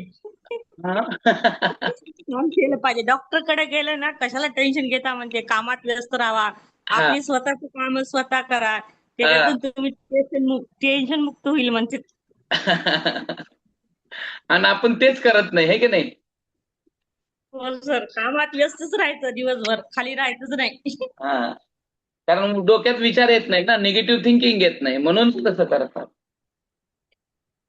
आपली आरोग्यपूर्ण जीवनशैली असली पाहिजे, आपली लाईफ हेल्थली असली पाहिजे. हेल्थली लाईफ असेल तर आपल्या त्या लाईफस्टाईल मध्ये आपलं जेवण, खाणं पिणं हे सुद्धा योग्य असलं पाहिजे. पुरेशी झोप घेता आली पाहिजे, आहे की नाही? लवकर उठणं असेल, व्यायाम योग्य धारणा असेल, जेवण सुद्धा व्यवस्थित पोट भरून वेळेवर खाल्लं पाहिजे. आपण सद्यस्थितीला फास्ट फूड कडे वळलेलो आहोत. आपल्याकडे सध्याला तिखट, तुलपट, तेलकट अशा गोष्टींकडे लक्ष आहे आपलं. त्यामुळे आपल्या आरोग्यावर आपला परिणाम होतो. त्याच्यामुळे सुद्धा आपल्या जीवनशैलीवरती आपलं लक्ष असलं पाहिजे. नाहीतर असं भेडप शरीर घेऊन हिंडावं लागेल आपल्याला. तर त्यासाठी आपल्याला आपल्या मानसिक आरोग्य सुधारायचं असेल तर सगळ्या गोष्टींकडे लक्ष द्यावं लागतं. आपल्या भावना वेळेवर व्यक्त करता आल्या पाहिजे. त्याचं दमन होता कामा नये. सारखंच दमन झालं तर आपण मानसिक हेल्थ आपलं बिघडतं. माझ्यावरच अन्याय का, मलाच असं का म्हणतात, माझ्याशीच असं का भांडतात, ह्याच्याशी चांगलं भांडतात, त्याच्याशी चांगलं राहतात, माझ्याशीच का नाही, असं मग त्याच्यामध्ये भेदभाव होऊ लागतो आणि मग आपलं मेंटल हेल्थ बिघडायला सुरुवात होते. हे करत असताना आपलं भावना व्यक्त करता करताच आपण समाजाशी योग्य संवाद साधला पाहिजे. समाज काय असं दगडगोटे नाल्याने बनलेला नाहीये. समाज हा व्यक्तीनं बनलेला आहे. प्रत्येक व्यक्तीशी तुमचा आंतरसंबंध घडून येत असताना, कम्युनिकेशन होत असताना तो चांगल्या पद्धतीनं झाला पाहिजे. आपल्याला जर आपण चांगलं बोललो तर आपल्याला लोक चांगलं बोलते. असं नाहीये की तुम्ही चांगलं नाही बोललं तरी तुम्हाला समाज चांगला टेक रिस्पेक्ट, गिव्ह रिस्पेक्ट. तुम्ही दिलात तर घेचाल, नाही दिला तर कशाला काय मिळणार आहे. तुम्ही जसं द्याल, तुम्ही जसं पेराल तसंच चोखवाल. म्हणून आपलं वाणी चांगली असली पाहिजे, आपलं तोंड चांगलं असलं पाहिजे. ऑटोमॅटिक समाज चांगला होईल. समाज चांगला होण्यासाठी पहिलं स्वतः चांगलं असलं पाहिजे, तर आपलं मेंटल हेल्थ त्या ठिकाणी सुधारला जातो. आता विस्मायोजन कमी करण्याचे मार्ग आहेत. ह्याच्यासाठी आपण काउन्सिलरकडे गेलं पाहिजे, समुपदेशन घेतला पाहिजे, आपल्याला स्ट्रेस मॅनेजमेंट करता आलं पाहिजे, योग्य व्यक्तींचं आपल्याला गायडन्स घेता आलं पाहिजे, कुटुंबातल्या लोकांशी व्यवस्थित राहिलं पाहिजे, ते लोक आपले सपोर्टिव्ह असले पाहिजे, आपण त्यांना आणि त्यांनी आपल्याला सपोर्ट केला पाहिजे. अशा वेळेस आपण शिक्षकाची सुद्धा मदत घेऊ शकतो. म्हणजे विस्मायोजन कमी जर करायचं असेल तर या व्यक्तींना भेटून आपल्या आलेल्या गोष्टींचा ताण तणाव ह्या मार्गातून कमी करू शकतो. म्हणजे काउन्सिलिंग कडे गेलं पाहिजे, काउन्सिलिंग केली पाहिजे, काउन्सिलरकडे जाऊन आपल्या काही समस्या सांगून त्या सोडवून घेतल्या पाहिजे. चांगल्या आपल्याला ताणतणावाचं व्यवस्थापन करता आलं पाहिजे. या सगळ्या जर गोष्टी आपल्याला घडल्या तर आपलं विस्मायोजन कमी होऊ शकतं. आणि याच्यामध्ये शिक्षकाची भूमिका जर जायची झाली तर शिक्षकाची भूमिका अशी आहे की शाळेमध्ये वर्गामध्ये असणारे असे विद्यार्थी आपल्याला पहिलं ओळखता आले पाहिजे. नाहीतर कधी कधी शिक्षक आपल्याच कामात दंग असतो, परंतु विद्यार्थी ओळखा. एकलकोंडा असतो, एकच बसलेला असतो, कुणात मिळत नाही, मिसळत नाही, भांडणं करतो, चिडचिड करतो, भावनाच व्यक्त करत नाही. अशा जर पद्धतीचं त्याच्यामध्ये जर लक्षणं असतील तर ती विद्यार्थी ओळखता आले पाहिजे. नुसतं ओळखायचं नाही तर त्यांना भावनिक आधार द्या, त्यांना प्रेम द्या, त्यांच्यावरती गोडीनं बोला, मायेनं बोला, मायेची फुंकर मारा, त्यांना आपलंसं करा, भावनेतून त्यांना व्यक्त होऊ द्या. आणि एकदा का ती व्यक्त झाली की मग तुम्हाला त्यांच्याशी बोलताना, त्यांच्यावरती ट्रीटमेंट करताना तुम्हाला सोपं जाईल. म्हणून कधी कधी सुद्धा आपल्या वर्गातलं वातावरण आपल्याला चांगलं व्यवस्थित ठेवता आलं पाहिजे, अध्ययनपूरक असलं पाहिजे. आपल्या पाठीमागं हीच मुलं गटबाजी करतात, भांडणं करतात, माऱ्या करतात, चोऱ्या करतात. आपल्या पाठीमागं आपल्याला कळत नाही, वर्गातलं वातावरण कधी बिघडलेलं असतं हे कळत नाही. म्हणून आपलं वर्गातलं वातावरण सुधारता आलं पाहिजे, वर्गाला जपता आलं पाहिजे, विद्यार्थ्यांची मनं जपता आली पाहिजे. वर्गातलं इन्व्हायरमेंट जे लर्निंगचं आहे ते तुम्हाला सुधारता आलं पाहिजे. तर या विषयावरती सहभाग वाढवून घेता आला पाहिजे, प्रत्येक विद्यार्थ्याला संधी दिली पाहिजे. आणि असं नाही झालं पाहिजे की 4च विद्यार्थी, फेवरेटच विद्यार्थी बोलतात, बाकीच्यांना संधी मिळत नाही, असं होता कामा नये. त्याच्यामुळे विद्यार्थ्यांना जोपर्यंत आपण त्यांचा सहभाग वाढवत नाही, त्याला सांभाळून घेत नाही, त्यावेळेस ते विद्यार्थ्यांमध्ये सुद्धा विस्मायोजन होण्याची शक्यता असते. त्यामुळे विद्यार्थ्यांचा सहभाग वाढला गेला पाहिजे, प्रत्येक विद्यार्थी प्रत्येक गोष्टीतून बोलला गेला पाहिजे. मानसिक आरोग्य सर्वांगीण विकासासाठी आवश्यक असतं. अशा वेळेस आपण त्यांच्या मेंटल हेल्थकडे लक्ष दिलं पाहिजे आणि ती कशी इम्प्रूव्ह करायची यासाठी तुम्ही प्रयत्न केले पाहिजे. शाळेमध्ये आनंददायी शनिवार असतो बघा, दर शनिवार दप्तर विना शाळा, दप्तर विना शनिवारी दप्तर नसतो. अशा वेळेस विद्यार्थ्यांमध्ये योगा, मेडिटेशन्स, व्यायाम, झुंबा किंवा क्राफ्ट, आर्ट अशा कला घेऊन विद्यार्थ्यांमध्ये तुम्ही चांगल्या पद्धतीनं त्यांना एंगेज करू शकता. विद्यार्थ्यांना ऍडजस्टमेंट म्हणजे काय किंवा शालेय उपक्रमा व्यतिरिक्त त्यांना काहीतरी तुम्ही देऊ शकता, जीवन कौशल्य रुजवू शकता, जेणेकरून विद्यार्थ्यांचा सर्वांगीण विकास होईल. विद्यार्थ्यांना ऍडजस्टमेंट कसं करता येईल याच्याकडे तुम्हाला जास्त लक्ष द्यायचं आहे. ऍडजस्टमेंट साठी तुम्हाला यशस्वी त्यांना करायचं आहे. आणि हे विस्मायोजन आहे ते विस्मायोजन एकट्यानं पूर्ण होणार नाहीये, त्याच्यासाठी सहकार्याची खूप अपेक्षा असते, गरज असते. आणि त्याच्याशिवाय त्याला योग्य मार्गदर्शन मिळाला की ह्या गोष्टी पूर्ण होऊ शकतात. त्याच्यामुळं ऍज अ टीचर म्हणून आपण आपली भूमिका पार पाडली पाहिजे, विद्यार्थ्यांना चांगलं एक वातावरण निर्माण करून दिलं पाहिजे. पहा, ह्याच्यावरच आता एक प्रश्न आहे, परंतु हे दुसऱ्या गोष्टीवरचा प्रश्न आहे.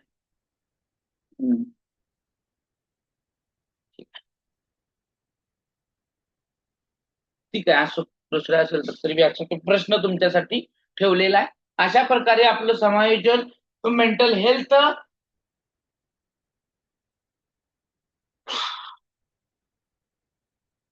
मानसिक आरोग्य, मानसिक स्वास्थ्य, समायोजन, विस्मायोजन, मानसिक संघर्ष आणि संरक्षण यंत्रणा असा हा असणारा मोठा भाग या ठिकाणी तो संपलेला आहे. आणि तुमच्यासाठी काही प्रश्न तुमच्या समोर दिलेले आहेत. बघा येतं का उत्तर याचं देता?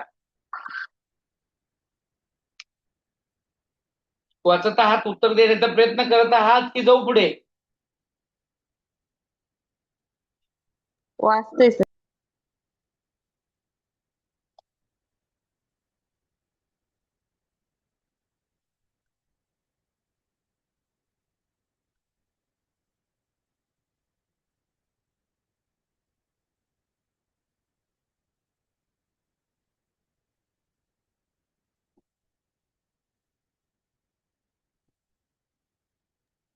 ब उच्च भाषिक आणि कमी अवकाशीय. किती नंबरचं? बी बी. सगळ्यांनाच वाटत आहे का बी? हो सर, बी. सोपच आहे की नाही? हा पहिलं वादविवाद स्पर्धा आहे म्हणजे बोलण्याचं आहे. उत्तम लिहितंय, बोलत आहे म्हणजे भाषिक क्षमता आहे. आणि भूगोलातले नकाशे आकृती समजून घेताना त्याला अडचण येत आहे म्हणजे ती अवकाशी आहे. याच्यामध्ये लेंथ, विड्थ आणि हाईटचा समावेश होतो अवकाशीयमध्ये, आहे की नाही? बरोबर, छान, उत्तर बरोबर आहे. पुढचा एक प्रश्न.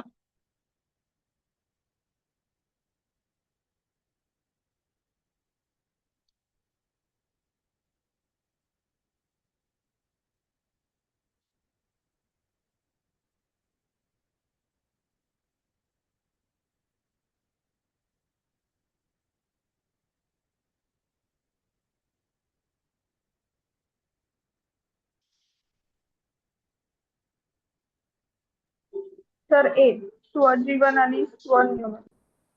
हो हो बरोबर. आता हा पार्ट आपल्याला शिकायचा आहे बरं का, हा राहिलाय आपल्याकडून. भावनिक बुद्धिमत्ता हा एक पार्ट वेगळा येतो. बुद्धिमत्ता शिकलं आपण. बुद्धी म्हणजे काय, बुद्धीचे प्रकार पाहिले, बुद्धीच्या उपपत्त्या पाहिल्या, बुद्धिमत्तेच्या कसोट्या पाहिल्या, त्याचा ते बुद्धी वितरणाचा चार्ट पाहिला. याच्यामध्ये म्हणजे हा भाग CTT ला येत नाही, हा भाग येतो TET ला येतो. त्यामुळे डॅनियल गोलमन यानं भावनिक बुद्धिमत्तेचा शोध लावला आणि त्याला सपोर्टेड असणारे काही व्यक्ती होते, त्याच्या पायऱ्या आहेत. हे उद्या आपण तेच पाहणार आहोत. आणि उद्या किंवा परत आज जर मॅडम नाही आले तर संध्याकाळी त्याच्याऐवजी आपणच पाहणार आहोत. तर हा भाग त्याचा येतो. म्हणून काही जणांना उत्तर पण आलं नसेल, पण मॅडमने उत्तर खूप छान दिलं, कारण त्यांनी त्या ऑप्शन मध्ये जाऊन पाहिलं, म्हणजे ऑप्शनला त्यांनी अनुभवलं आणि त्याच्यातून त्यांनी उत्तर खूप छान दिलं हिरेमठ मॅडमनी. ठीक आहे, पुढे शेवटचा आहे पहा. आता हा खूप सोपं प्रश्नाचं उत्तर आहे, खूप सोपं आहे.